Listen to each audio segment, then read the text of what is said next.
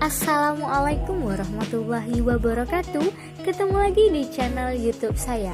Semoga teman-teman semua masih dalam keadaan sehat dan tetap semangat ya. Untuk pembahasan kali ini kita akan membahas tentang analisis stilistika pada karya sastra puisi.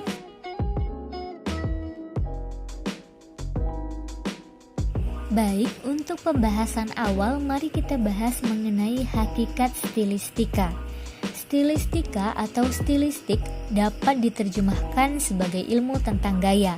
Secara etimologis, stilistik berhubungan dengan kata style atau gaya. Stilistika adalah ilmu pemanfaatan bahasa dalam karya sastra atau penggunaan gaya bahasa secara khusus dalam karya sastra. Gaya bahasa ini muncul ketika pengarang mengungkapkan idenya. Gaya bahasa ini merupakan efek seni dan dipengaruhi oleh hati nurani. Melalui gaya bahasa, seorang penyair mengungkapkan idenya. Pengungkapan ide yang diciptakan melalui keindahan dengan gaya bahasa pengarangnya. Dikutip dari Endra Suara 2011 halaman 72 sampai 73. Aminuddin 1997 halaman 68 mengemukakan stilistika adalah wujud dari cara pengarang untuk menggunakan sistem tanda yang sejalan dengan gagasan yang akan disampaikan. Nah, secara sederhana menurut Sudiman dikutip Nurhayati 2008 halaman 8, stilistika adalah ilmu yang meneliti penggunaan bahasa dan gaya bahasa di dalam karya sastra. Oke, selanjutnya kita akan membahas tentang tujuan kajian stilistika. Stilistika sebagai salah satu kajian untuk menganalisis karya sastra. Endra Suara 2011 halaman 72 mengemukakan bahasa sastra memiliki tugas mulia. Bahasa memiliki pesan keindahan dan sekaligus pembawa makna. Tanpa keindahan bahasa, karya sastra menjadi hambar tentunya nih teman-teman. Keindahan suatu sastra dipengaruhi oleh kemampuan penulis mengolah kata. Keindahan karya sastra juga memberikan bobot penilaian pada karya sastra itu sendiri. Selain itu, menurut Sujiman dikutip Nurhayati 2008 halaman 11 mengemukakan titik berat pengkajian stilistik adalah terletak pada penggunaan bahasa dan gaya bahasa suatu sastra. Tetapi tujuan utamanya adalah meneliti efek estetika bahasa. Keindahan juga merupakan pembagian pengukur dan penentu dari sebuah sastra yang bernilai. Baik, kita masuk kepada sumber objek penelitian stilistika. Penelitian stilistika menuju kepada bahasa. Dalam hal ini merupakan bahasa yang khas. Menurut Ratna 2009 halaman 14, bahasa yang khas bukan pengertian bahwa bahasa dan sastra berbeda dengan bahasa sehari-hari dan bahasa karya ilmiah. Ciri khasnya yaitu pada proses pemilihan dan penyusunan kembali. Hal ini merupakan analog dengan kehidupan sehari-hari dan merupakan proses seleksi, manipulasi, dan mengkombinasi kata-kata. Bahasa memiliki unsur estetis, berbagai fungsi mediasi, dan emosionalitas. Selanjutnya, pendekatan dalam stilistika. Melalui stilistika dapat dijabarkan ciri-ciri khusus karya sastra. Berdasarkan hal itu, Welek dan Warren 2002 halaman 226 menyatakan ada dua kemungkinan pendekatan analisis stilistika dengan cara semacam itu. Yang pertama, dianalisis secara sistematis tentang sistem linguistik karya sastra, kemudian membahas interpretasi tentang ciri-ciri dilihat berdasarkan makna total atau makna keseluruhan. Melalui hal ini muncul sistem linguistik yang khas dari karya atau sekelompok karya. Pendekatan yang kedua yaitu mempelajari sejumlah ciri khas pembedakan sistem satu dengan sistem yang lain. Seperti mengamati deviasi-deviasi, pengulangan bunyi, inversi susunan kata, susunan hierarki, klausa yang semuanya mempunyai fungsi estetis, penekanan atau membuat kejelasan, atau justru kebalikannya yang membuat makna menjadi tidak jelas. Selanjutnya kita akan membahas tentang teori yang berhubungan dengan kajian stilistika. Pembantu utama unsur puisi selain bahasa adalah keindahan tentunya ya teman-teman. Pada dasarnya, kajian stilistika dikemukakan beberapa teori-teori yang berhubungan. Menurut Nur Hayati, 2008 halaman 30-38, teori-teori tersebut digunakan untuk menganalisis bahasa. Teori tersebut adalah yang pertama diksi. Pemilihan kata yang sangat erat kaitannya dengan hakikat puisi yang penuh pemadatan. Oleh karena itu, penyair harus pandai memilih kata-kata. Penyair harus cermat agar komposisi bunyi rima dan irama memiliki kedudukan yang sesuai dan indah. Selain itu, Tarigan 2011 halaman 29 mengemukakan diksi adalah pilihan kata yang digunakan oleh penyair, pilihan kata yang tepat dan mencerminkan ruang, waktu, falsafah, amanat, efek, dan nada dalam suatu puisi. 2. Citraan merupakan penggunaan bahasa untuk menggambarkan objek-objek, tindakan, perasaan, pikiran, ide, pernyataan, pikiran dan setiap pengalaman indera atau pengalaman indera yang istimewa. Yang ketiga ada kata-kata konkret, merupakan kata yang dapat melukiskan dengan tepat, membayangkan dengan jitu apa yang hendak dikemukakan oleh pengarang. Tarigan 2011 halaman 32 mengungkapkan salah satu cara membangkitkan daya bayang imajinasi atau para penikmat puisi dengan menggunakan kata-kata yang tepat, kata-kata yang dapat menyarankan suatu pengertian secara menyeluruh. Yang keempat ada bahasa figuratif. Untuk memperoleh kepuitisan, penyair menggunakan bahasa figuratif nih teman-teman. Bahasa figuratif yaitu bahasa kiasan atau majas. Menurut Endra Suara 2011 halaman 73, terdapat dua macam bahasa kiasan atau stilistik kiasan, yaitu gaya retorik dan gaya kiasan. Gaya retorik ini meliputi eufemisme,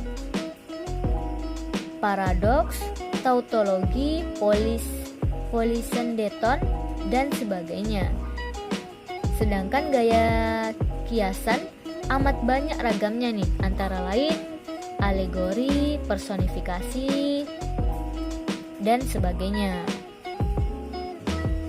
Yang kelima ada rima dan ritme, merupakan pengulangan bunyi dalam puisi.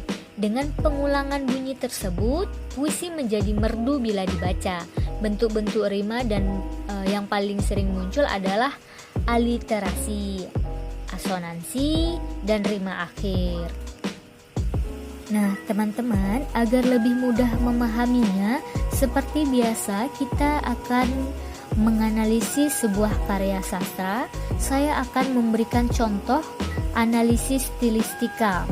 Dalam hal ini, puisi yang akan dianalisis adalah puisi dengan judul Kepada Peminta-Minta karya Chairil Anwar. Puisi tersebut adalah sebagai berikut. Kepada Peminta-Minta karya Chairil Anwar.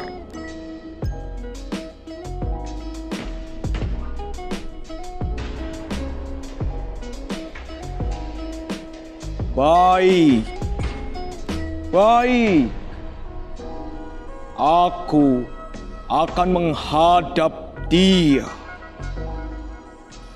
menyerahkan diri dan segala dosa.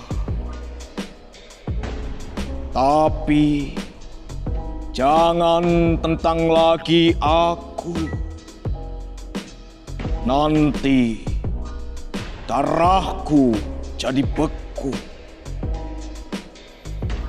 Jangan lagi kau bercerita, sudah tercacar semua di muka.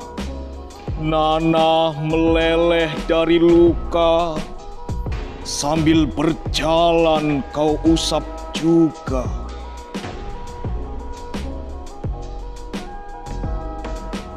Bersuara tiap kau melangkah, mengerang tiap kau memandang, menetes dari suasana kau datang sembarang kau merebah. Mengganggu dalam mimpiku, menghempas aku di bumi keras, di bibirku terasa pedas mengaum di telingaku.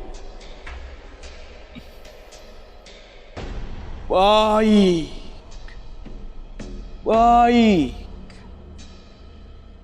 Aku akan menghadap dia, menyerahkan diri dan segala dosa. Tapi jangan tentang lagi aku. Nanti darahku jadi beku. Baik, yang pertama kita akan membahas tentang diksinya ya teman-teman. Kata-kata dalam puisi kepada peminta-minta memiliki makna kiasan yang harus dipahami secara seksama. Tokoh aku dan dia memerlukan interpretasi sendiri untuk menentukannya. Hal ini dalam setiap maksudnya memerlukan pemahaman yang menyeluruh. Secara umum, puisi ini sulit untuk dipahami. Terdapat penafsiran tertentu nih, teman-teman. Dengan demikian, penggunaan kata konotatif dalam puisi tersebut cukup menjadi perhatian. Penyair menggunakan kata-kata tersebut untuk mengungkapkan sesuatu. Sesuatu itulah yang menjadi atau yang dinamakan makna konotatif. Jadi, penggunaan kata konotatif dilakukan untuk menyatakan sesuatu secara tidak langsung. Penggunaan kata konotatif juga untuk menciptakan efek estetik. Sesuai dengan judulnya, puisi tersebut banyak menggunakan kata konotasi. Misalnya pada baris keempat, nanti darahku jadi beku. Hal itu merupakan makna konotasi yang memerlukan penafsiran. Terdapat pula makna konotasi pada baris keenam, sudah tercacar semua di muka. Nah, secara keseluruhan, baris dalam puisi ini memiliki makna kiasan yang perlu untuk ditelaah sebelumnya. Bukan jenis citraan yang mengandung makna denotasi, secara umum mudah untuk langsung dipahami. Pilihan kata atau diksi dalam puisi kepada peminta-minta memiliki efek kecewa, menyerah, letih, terluka, sedih, berat, dan risau. Hal ini dapat terlihat nih teman-teman dari penggunaan kata menyerahkan diri, tentang luka, tercacar, meleleh, menghempas, mengerang, merebah, menetas, ya. Sedangkan adanya risau terlihat apa yang diungkap oleh penyair, yaitu seperti kata mengganggu, menghempas, merasa pedas dan mengaum di telinga. Nah, selain itu, penyair juga menggunakan pilihan kata yang menciptakan efek letih, menyerah, kecewa, terluka, dan risau. Nah, kesimpulan dari analisis puisi kepada peminta-minta, selain menggunakan konotatif untuk mengungkapkan gagasan dan untuk mencapai efek estetis. Yang kedua, citraan. Citraan dalam karya sastra berperan untuk menimbulkan bayangan imajinatif bagi pembaca. Pada dasarnya, citraan kata terrefleksi melalui bahasa kias.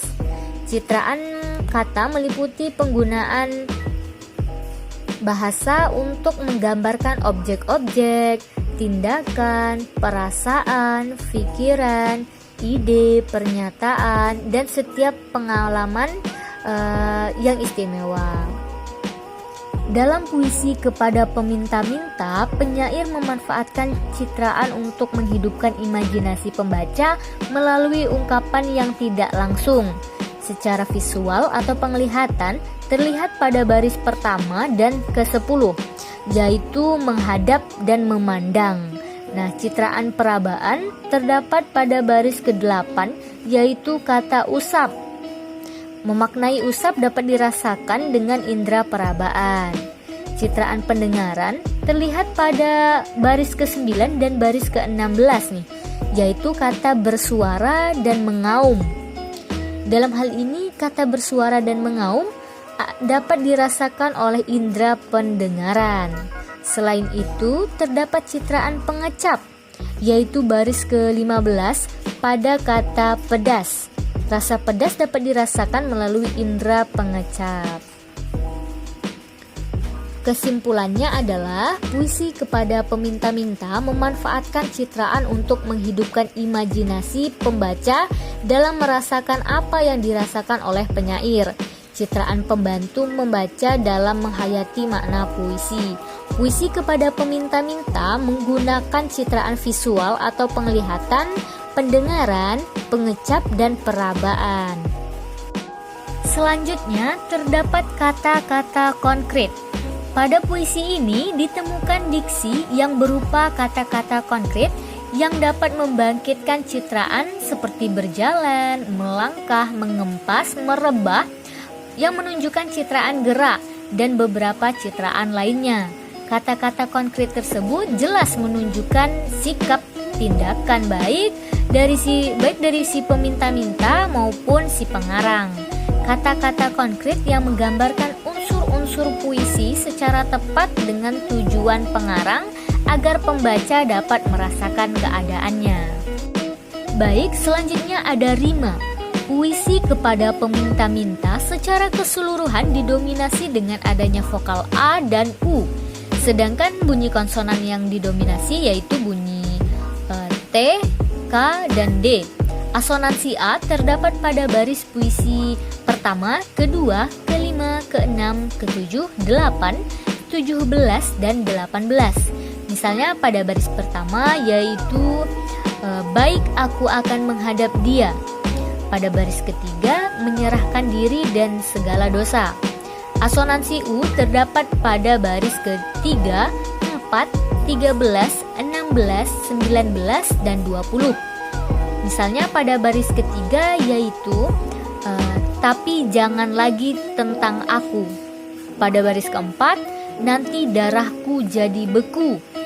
Asonansi A pada dua baris pertama dan asonansi U pada dua baris berikutnya, mengesankan bahwa puisi ini mempunyai irama yang tetap dan teratur, yakni pola vokal A, U, U. Pada baris pertama dijumpai aliterasi D, yaitu menghadap dan dia.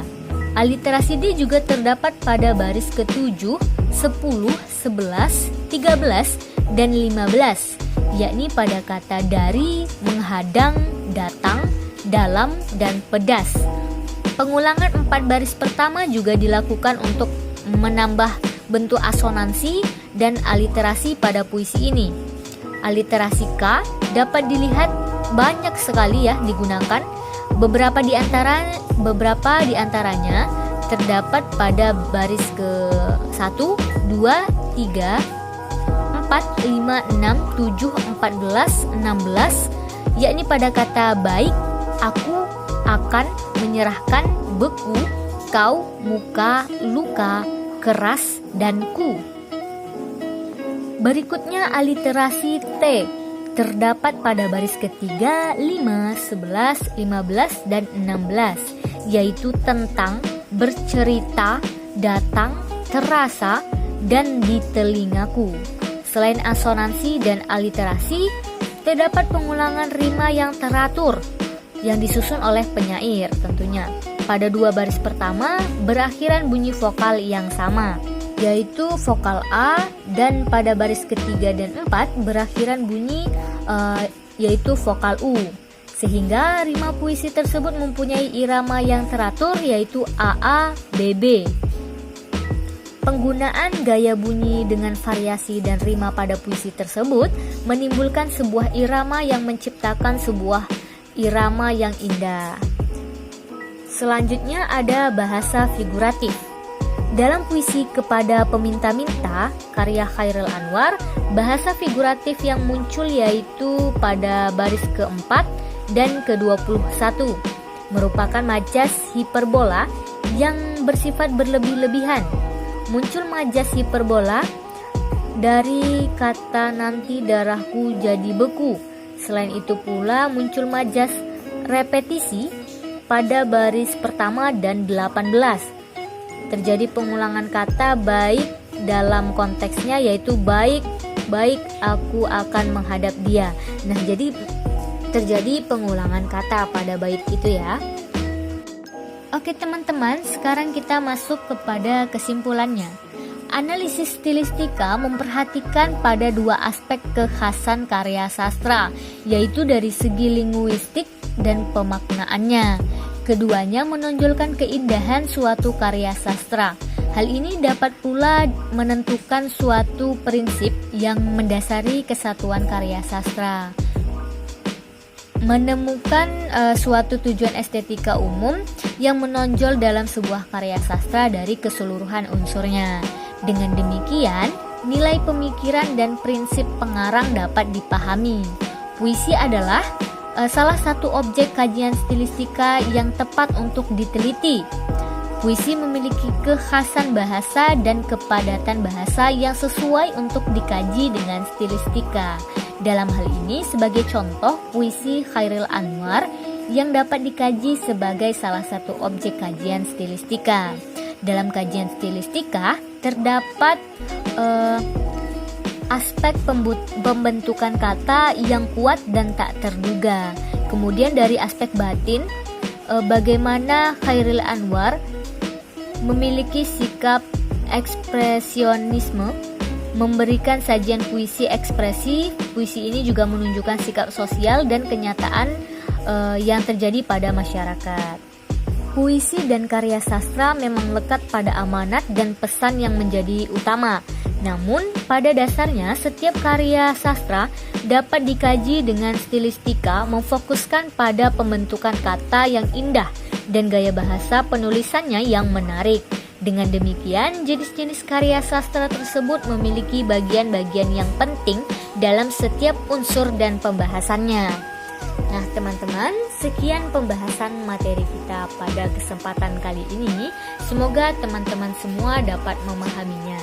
Jangan lupa like, komen, subscribe, dan share ke teman-teman yang lain agar kita sama-sama dapat belajar. Sekian dari saya. Wassalamualaikum warahmatullahi wabarakatuh. Dah.